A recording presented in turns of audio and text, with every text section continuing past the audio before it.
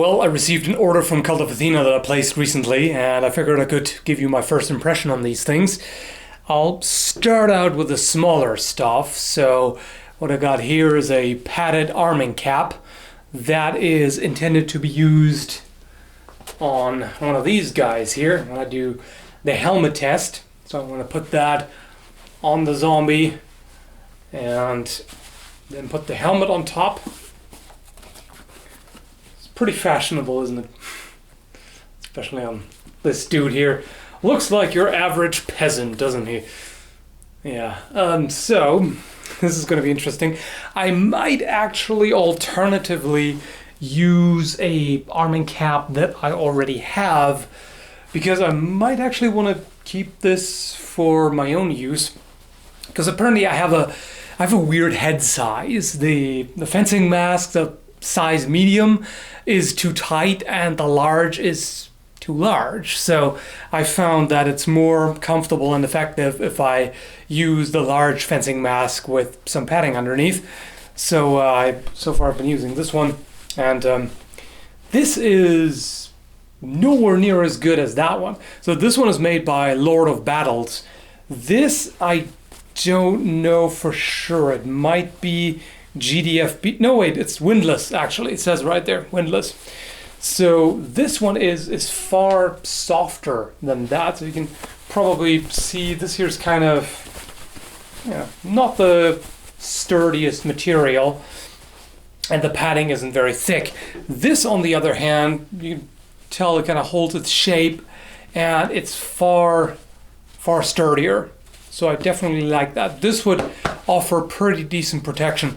The stitching seems good overall. I don't find any obvious significant flaws, especially considering that this was like, what, $12 something?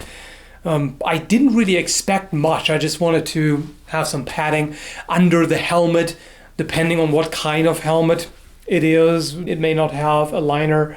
So that was really all, but this is pretty good. I was definitely surprised. Also from the Lord of Battles is this Rondel dagger, which I found quite interesting. I wanted to try a Rondel dagger for a while, and at first I was looking at the Arms and Armor one, which looks very well made, but then I noticed this one, which has a triangular cross section, and I found that particularly interesting to see. And also, this is really quite affordable. It's only, I think it was $56 and something, so less than 60, which is really pretty good, especially considering that this seems quite well made. And the triangular blade apparently came up in the 15th century on Rondel daggers. There are other Rondels from earlier time with either a double-edged or a single-edged blade, but this I find pretty interesting to try. I want to, for one, try that on the helmets, but also potentially on mail, and other tests would be interesting as well. So this is really more of a spike than a knife or dagger, and you can see it's quite long, which Rondels tend to be. There are shorter ones as well, but a lot of them are really quite long, and that length comes in quite handy for several techniques. There is one, for example, where you bring the blade around the opponent's neck. This could be used if you aim for the throat, say, and you miss, and you're too close, or they move forward and it ends up behind their neck like this.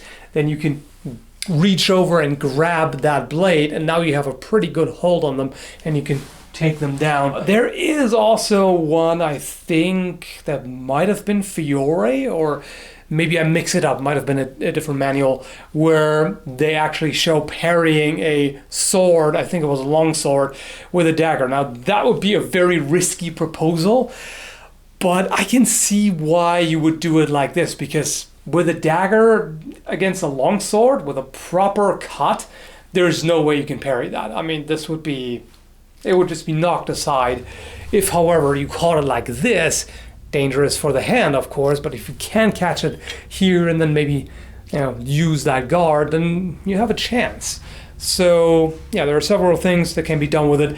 I've seen a few pictures from Rondel daggers in museums, and also a few reproductions that are hollow ground, which makes sense, reduces the weight a little bit.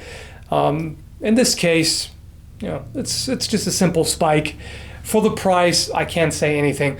In fact, I didn't expect the guard to be that perfectly fitted. That's pretty impressive, because usually on cheaper reproductions there is quite a bit of a gap, and it's just not fitted quite as tightly as this. This type of handle is also quite common for the Rondel. And for the macabre thought of the day, if you look at the length and you imagine this being thrust down, if it goes in past the collarbone, this is long enough to reach the heart and in fact go all the way through. So there are several techniques like that where you, in close quarters, you thrust down and it goes all the way into the chest. That wouldn't be fun times. Next, I got this knightly riding sword from Arms & Armor. So this I intended specifically for the helmet tests, because this is kind of middle ground. This is not a cheap sword by any means, but it's not $1,000 sword. So I feel comfortable using that, both to be reasonably representative, but also, if some damage happens, it's not quite as bad as if it happens with a $1,200 Albion sword, for example. And this is really quite nice. I very much like the shape, like the upswept quillons. The pommel as well is a pretty interesting shape.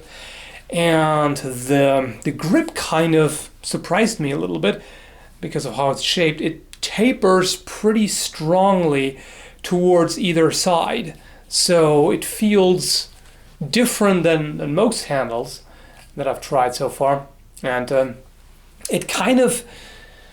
There's a particular grip that this really seems to facilitate, almost kind of like a katana grip, where you place it like this, and hope you can see that kind of grip that I'm using here.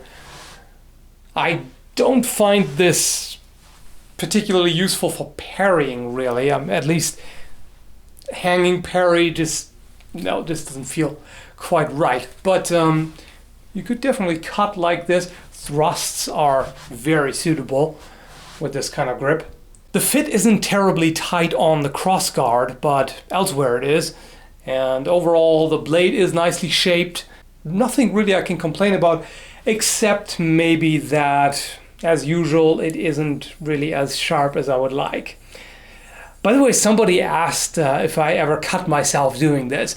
But the thing is, when I check the sharpness of a blade, this is not the first thing I do. It's not, oh, is this sharp? Let me see. No, of course, I check first with the thumb, and I look at it, and then I start rubbing it a little bit, and then when I then feel that it's basically butter knife, then I can do this kind of thing to demonstrate that it's really rather dull.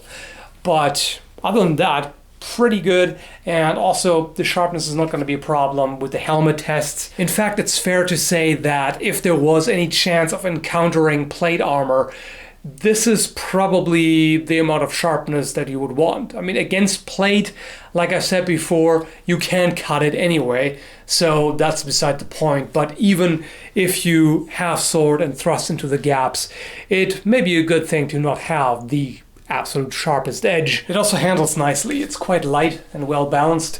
So yeah, it's going to be interesting to try out. For now, first impression is good. And the final sword was a bit of a plunge, because I didn't have enough information to get a good idea of what the quality would be like, but it seemed really interesting, so I wanted to give it a try. It's from Nielo Swords, and it's sometimes called a Sinclair hilt saber. So basically a basket hilt saber. You can consider this a dussack or dussack, which is also exactly why I was interested, because I practice dussack among other things, and there aren't too many swords that fit the bill, so to speak, that are similar to a dussack. And so I really wanted to try this one, even though I found a few people who complained about Nielo Swords, other sabers from them. They said that they were overpriced for the quality that they were getting, that the finish wasn't quite right, some of the blades were kind of warped and a little bit off.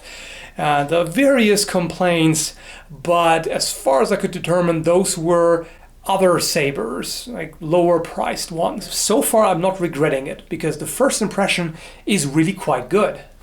As far as I can tell, it's well made. The handle is really quite nice. I already liked it on the picture and figured that this would probably feel pretty good in the hand, and it does. It gives you a good grip, it's comfortable. It's a little on the short side, as I suppose basket-hilted swords tend to be. Somebody with larger hands than I have would be restricted to a hammer grip. I can actually use a bit of a saber grip. I don't have much space there. The palm of my hand is already hitting that pommel, but it's enough that I can, adopt a grip that is more comfortable for thrusts. So I don't have any issues here. It actually has a thumb, well, normally I would say thumb ring. It isn't really an entire ring, but a thumb bar or whatever you want to call it, but it serves the same function. So you can put the thumb right here. I hope you can see that. And this is supposed to give you additional control when handling it. I don't really know yet. I would have to play around with this a little more. I think it could come in handy in some situations to have just an additional point of contact. I don't think it would make any difference for cuts. At least I don't really feel much of a difference there. But yeah, it's a bit of an extra, which might benefit you in some cases, but I don't think it would make a major difference. Also, as opposed to the Scottish basket hilt sword that I showed recently, in this case I can actually put a thumb up here for certain cuts. It's a little bit tight, like this bar right here pushes against the base of my thumb, so it's not the most comfortable thing, but it's possible, and it's a little less restrictive than the Scottish basket hilt, but of course it also doesn't offer quite as much protection. So as usual, I mean, again, depending on how you practice, you may not even notice that. And some of the things I pointed out about the Scottish basket hilt that I think are a bit of a drawback because they limit versatility, somebody else may completely disagree and may not have any issue with that at all. It's really just, the basic obvious point is the more protection you have on the hilt, the more it potentially restricts the movement of the hand. That's really all. So it looks really, really pretty, I have to say. Not a big fan of the heart-shaped cutouts here, but whatever. It's decoration. And all the bars here. This bar right there is interesting. That's usually the kind of bar that you see on a side sword, for example, where you would normally put your index finger, which of course in this case is not an option because of the shell guard here. So I don't quite know why that's there. That may simply be ornamental, or perhaps to trap an opponent's sword if it slides down here and gets caught there. Could be. And you probably saw by the way how I had my finger here on the edge. Down there it's not really sharp. Doesn't have to be because this is where you would parry. This is not where you cut. Otherwise the sharpness is, well, further up the edge isn't terribly sharp either. And I'm really not quite satisfied with that angle. So I am going to touch up the edge. In fact, this seems like an extremely steep angle on the edge. It looks quite rounded overall. This is more an axe-like grind, which I don't particularly like, especially on a cutting-oriented sword. But oh well. Like so often, I have to fix that myself. This one also handles quite well, but a lot different from the armoring sword, of course. For one, it's shorter but heavier, as you can imagine with that massive hilt. But it's still the balance is not terribly far forward, so it's still pretty easy to move around, and yeah, I certainly like it so far. I'll have to see how it holds up to testing, but in terms of looks and handling, yeah, I am certainly impressed. So that's it. I hope you like this first impression video. As usual, I'll leave the links in the video description, so click on show more to check those out, and thanks for watching.